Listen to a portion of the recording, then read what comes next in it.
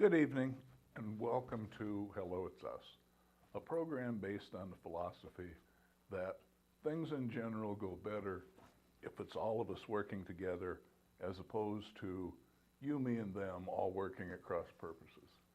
Hello It's Us is brought to you through a collaboration of the Extended Dream Foundation and all the folks here at Public Access Television Channel 18.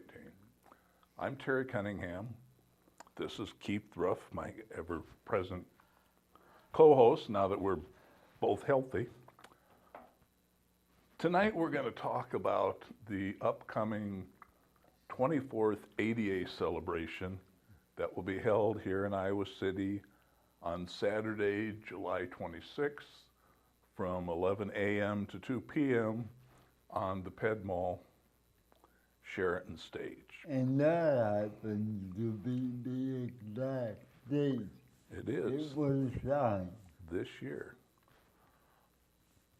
We're especially excited this year to have the author, father of the ADA, and our own Senator Tom Harkin as a keynote speaker. This is Senator Harkin's last year in the Senate as he's retiring. So it's an honor to have him. As everybody is well aware, Tom has championed disability rights for a number of years, and not only the ADA, but several other ones that we'll talk about on another show. And his brother's disability had a lot to do with that. Yeah, Tom's brother Frank was deaf, so that watching him grow up and seeing the number of things that he was unable to participate in because of his disability is what prompted Tom to author the ADA and to work so hard to get it passed. The ADA is often called the civil rights movement for folks with disabilities because it opened so many doors,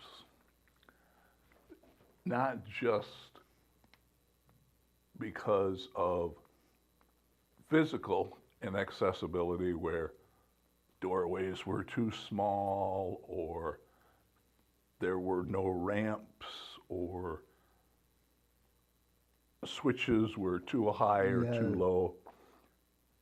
There were no curb cuts, all those things that people commonly associate with the ADA and think that that's what it was all about. Before curb cuts, I remember looking for the nearest driveway. Yeah.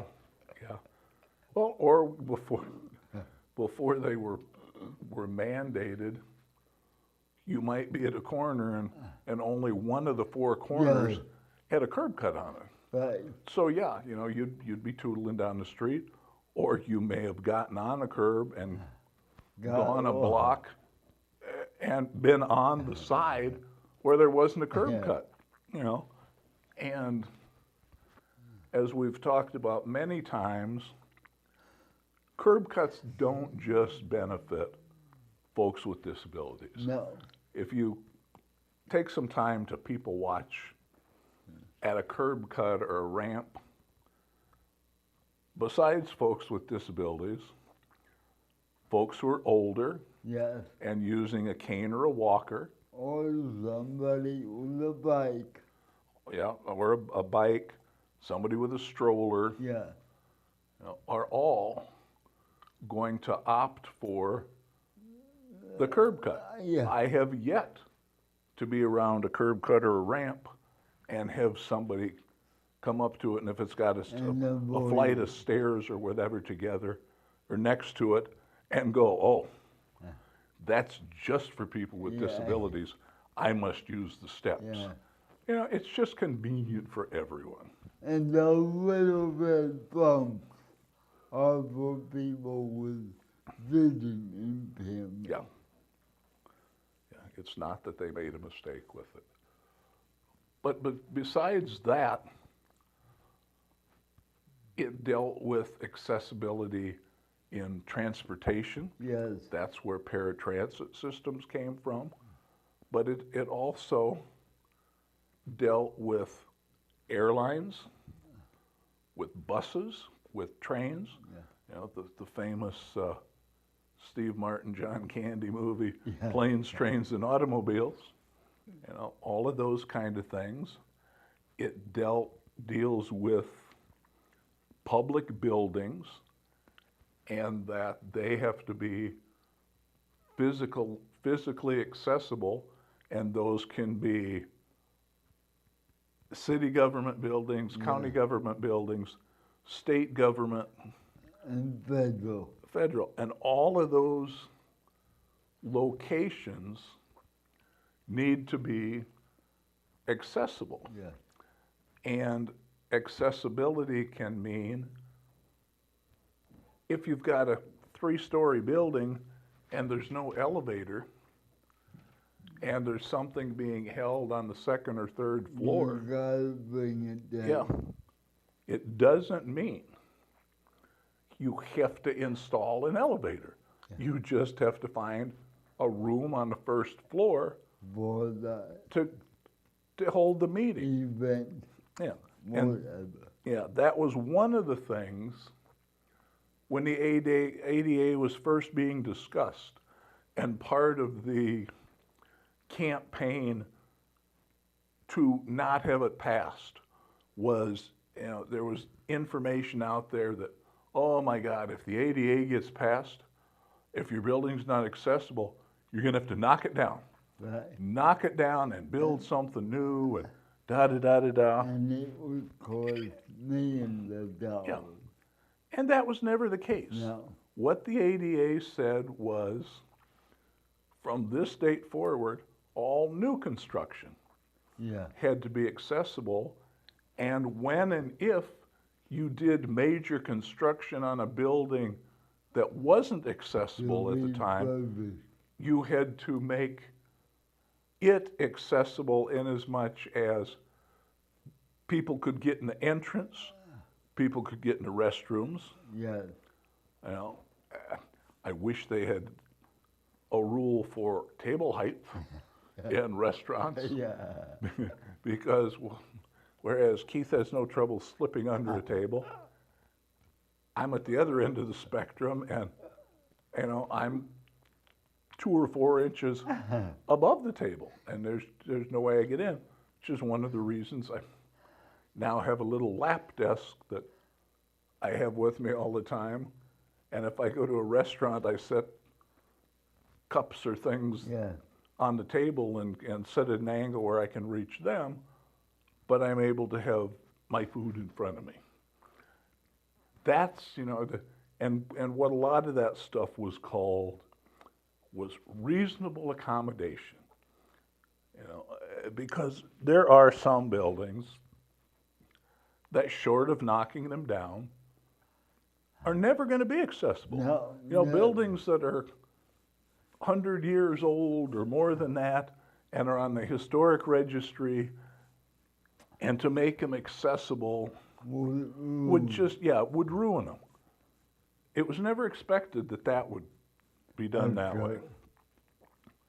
Hotel and motel accessibility, so that rooms are accessible Yes. for people who travel, much to what the hotel motel industry says about they shouldn't have to be in compliance with different things such as swimming pools because people with disabilities don't travel. Well, if people with disabilities don't travel, why do you have an accessible restaurant, an accessible bar? Yeah. You have accessible rooms. The entrances to your building are accessible. You have accessible parking spaces, but no accessibility in swimming pools. It's almost like the airline industry. They gotta get on there. And, and I have heard for years that they're working on things with the airlines where they can have a track and a lift in a plane. But the plane has to be so big Yeah. to be able to accommodate that. And I have heard that there are planes that are accessible where, the doorways and everything are big enough that you can roll in and with your chair, and they've got a lockdown place for them. Good. Because unfortunately, what most of them are right now is they have this god-awful thing that looks about like a furniture dolly Yeah. and is about yay wide, so half of you are hanging off of it anyway, and they have two straps Yeah. to hold you in, and it's just slightly narrower than the aisle is, and two people have to lift you from your chair into the seat, And you got almost always bouncing off the arm, which puts us at great risk to get pressure wounds. And it's just not a real dignified thing, And Transfers like that should not be a spectator sport. And you gotta hope you never need the restroom. There are ways to get around that, but yeah. I mean, basically, once you're in your seat, Yeah. you're there until the plane lands. Yeah. So there are certainly things that can be improved there. I've ridden on a bus that wasn't a Trailway, or Good.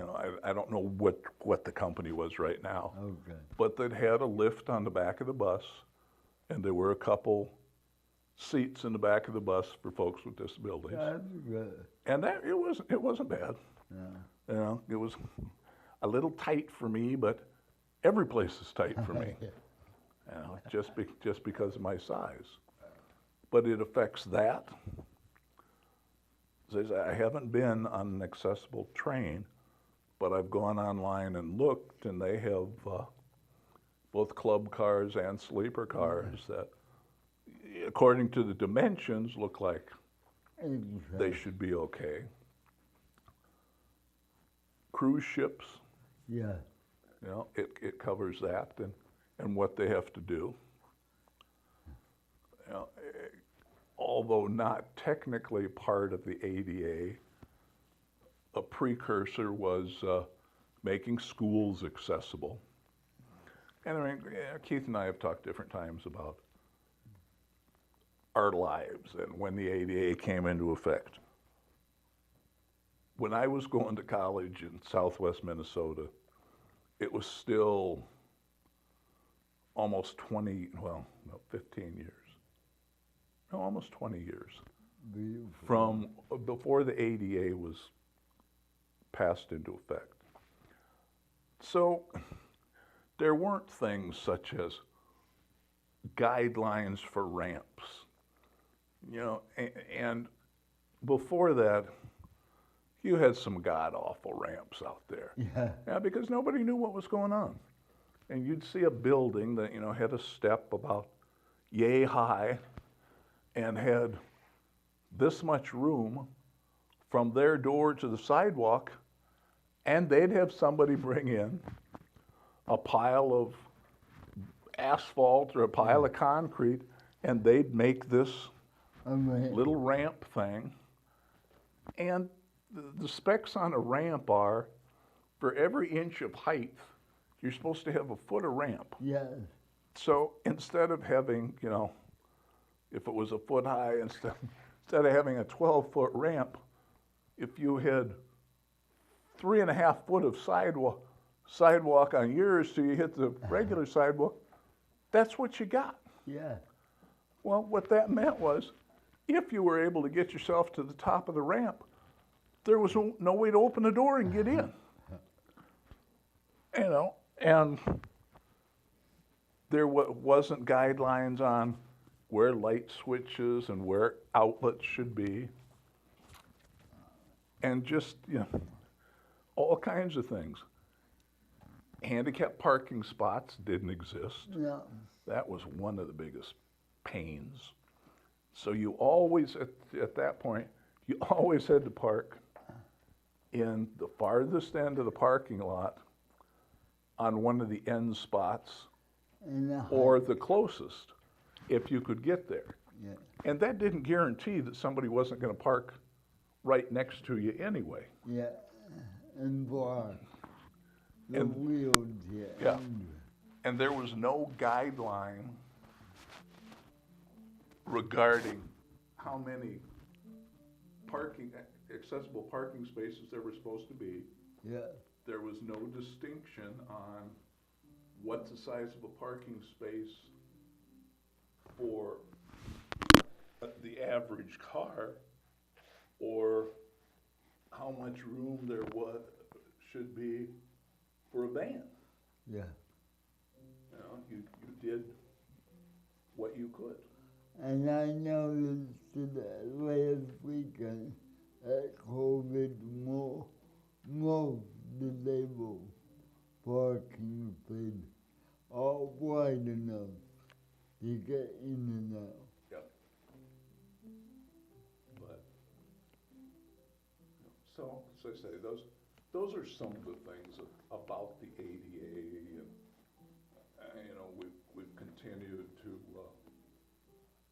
work for more and more things and to make things more accessible so that folks with disabilities are able to participate in community activities.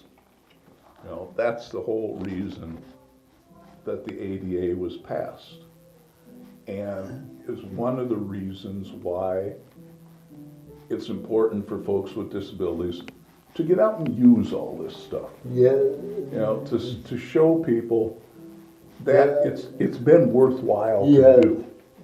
and I think the most useful notice is on college campuses. There's many more people with disabilities going Sure. to school now. You know, and you mentioned that, and one of our planned speakers at the celebration this year is going to be Brian Mantronak, who's in charge Yeah. of accessibility. For the college. And, you know, he should have an interesting talk for us. And I think a lot of it is also going to be conversations about how the rebuilding process after the flood of 2008, how they've managed to do that and take accessibility into consideration. Because I think there's probably a lot of stuff that wasn't accessible because it was, you know, grandfathered in, whatever, that has to be now.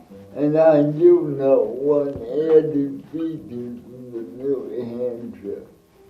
It's going to be descriptive for the blind. You said that. I find that really interesting. Mike has been helping Oh, cool. with that. Okay. By the way, let everybody read what I meant. Okay, like descriptive interpreting is much like for people with a hearing issue and hearing aids, you can get headphones that amplifies it. Well, this would be a set of headphones with somebody describing what's going on. For blind people. You know, so that they don't have to guess, or if, you know, if it's a play or if it's, you know, music, whatever, and something's going on, somebody describes that to them, And that which will, makes it a much fuller experience. and that will be added to the New Hampshire. Very cool. Some of the other things that we'll have going on is entertainment by the Combined Efforts Theater Group, Yeah. Combined Efforts Dancers, and Combined Efforts Choir. And this is a group of folks with and without disabilities who, you know, it's fairly self-descriptive, do plays, do Yeah. dance things, and have singers. And you know, it's very interesting. I actually took part in one of their plays last winter, and it's an interesting and kind of fun thing to do. And it's integrated. Yeah. So we'll have that as entertainment.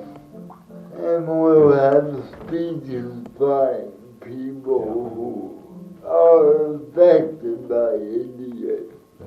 And we very much invite people who have been affected to come and take the opportunity to have about 2 minutes to get up and share how the ADA has impacted their lives. Yeah. Whether it made it easier for you to go to school, whether it made it easier for you to become employed, Or find a whether you- resident.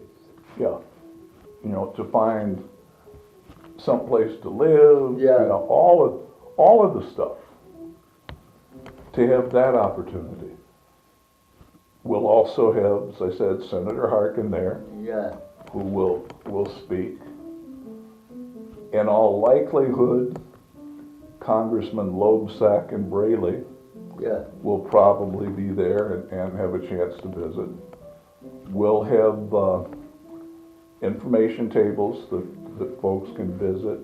It appears we're going to have some of the Special Olympians with us that day who can visit with people about their experiences, about what Special Olympics is all about, that type of thing. And, you know, there may be a surprise or two that comes up. Pique your interest at that. Yeah. This is the 24th anniversary of the AVA. Already. You know, it'll be, God, what, the fifth or the sixth one that you and I have done together. Yeah. You know, going back to where I was innocently plucked out of the crowd the first year, where it was announced Keith was coming up to do something, and he rolled up to the microphone and said, "Well, I see Terry Cunningham out there.